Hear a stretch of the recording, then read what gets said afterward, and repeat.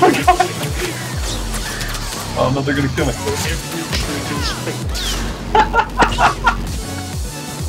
Oh. Oh my god! Oh, somebody just quit. Or they like got in spaceship. Hey everyone, my name's Adam Vox, and I'm here to tell you why you should not buy the Star Wars Battlefront Season Pass, at least until you've gotten and played the actual game itself. Cue the gameplay. So it was recently announced, and keep in mind that Battlefront has only gotten negative press and just crazy announcements of all the things the game isn't going to have so far. It was recently announced that Star Wars Battlefront would have a $50 season pass available up front when you pre-order or purchase the game. This is bad. Why is this bad? Well, because A, we don't even know how good the game is going to be. We had our demo beta, which was basically just a publicity demo like EA usually does, but it was limited to 2 game modes and 1 co-op game mode, when there were like 6 or 8 multiplayer game modes and quite a few co-op survival game modes.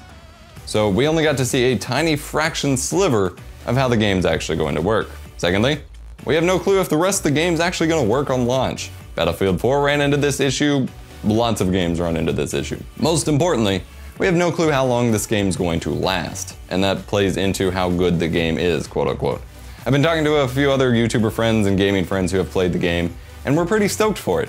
But it's very clear that the novelty of hell yeah Star Wars would probably wear off fairly quickly after a couple months or so.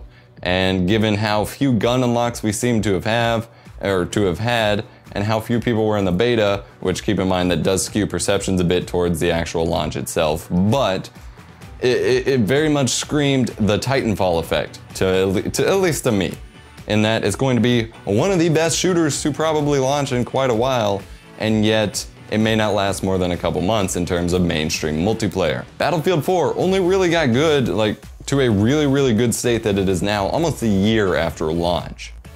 If Battlefront doesn't last a year, why are we going to rely on this Season Pass DLC to save the game for us?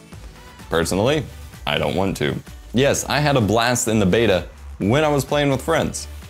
At least with the 2 game modes that we saw, and I assume there's going to be a team deathmatch game mode of some sort and some sort of solo queue games, but this is a very team-oriented game. Walker Assault was completely stacked against the Rebels unless you had, a really good team and a communicating team ready to go to take out the Walkers and focus their fire on it and really play as a team. Drop Zone was fairly team-oriented as well. At least personally, I tried to solo queue and backpack my entire team, and it never really worked. I did really well, but the team still lost. Not to mention, Drop Zone was almost unplayable towards the end when very few people were playing it. I mentioned that in my previous video on Star Wars Battlefront where I gave my impressions of it. I ended up in the gameplay in that video, I ended up in a match where my team got up 3-0, and then my entire team dropped out. It was just me versus another team, which included a PlayStation friend that I had that happened to get match made against me. And then a couple people joined in the last second and we lost 4-3 because my entire team just left. And it becomes very difficult to find full matches in that game mode in the beta. Now yes, when the game launches itself, in theory that won't be a problem. But that's only in theory, because the game's $60 on top of the $50 season pass. So a free open to everyone beta in theory should include more people at first than the game itself, especially for people who want to try it out and see if it's any good before the game launches. So that's a huge concern for me. Also, we don't really know what content is coming in the season pass or if it's going to be worth the extra $50. I don't condone pre-ordering. Pre-ordering is not something I'm a big fan of, and I speak out against quite a bit when I can, as do others.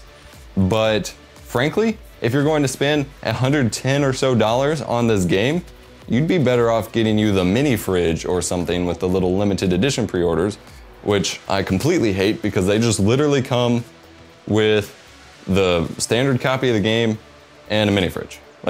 As far as I can tell, there's no actual collector's edition-ness to that version of the game. But if you want a mini fridge that can only hold 6 cans and has Han Solo frozen in carbonite on the front, go for it. That'd be a lot better use of your money up front than getting the season pass up front. So these are my thoughts on the Star Wars Battlefront Season Pass. It's going to be $50 and apparently already available for pre-order and things like that, and you should not get it.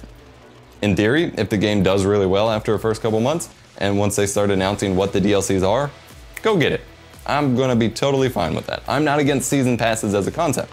Season passes are actually a really good thing for consumers. They let you get discounted DLC, help support the game because $60 is no longer enough to support some of these major AAA titles. And so supplementing that income with extra DLC and especially season pass DLC is actually really nice because then we put the money up front for that DLC to be developed. But we need to know that the game itself is going to be functional and it'll last long enough for us to actually take advantage of the season pass, because nothing's a bigger waste of money than buying a game and getting the season pass up front and not even playing it through all the DLC. That's no longer consumer friendly because you just spent all that money on the DLC that you're no longer going to play. My name's been Adam Vox. Be sure to smash the like button on this video if you liked it. If you disliked it, well, dislike it so I can cry myself to sleep at night. Subscribe to the channel for more awesome videos like this one. Come check out our other channels, such as our main tech channel, where I do tech reviews and tutorials, things like that. Our vlog channel, where we've been doing moving vlogs to the new apartment and the awesome new setup behind me, and things like that. And I'll catch you all in the next one. We also have a Patreon campaign, by the way, down there in the description below, where you can support the channel by a small monthly contribution, help us keep doing what we're doing, but also get early access to all of our videos across all of our channels, because there's like 6 of them. So stay subscribed, stay awesome, and I'll see you in the next one.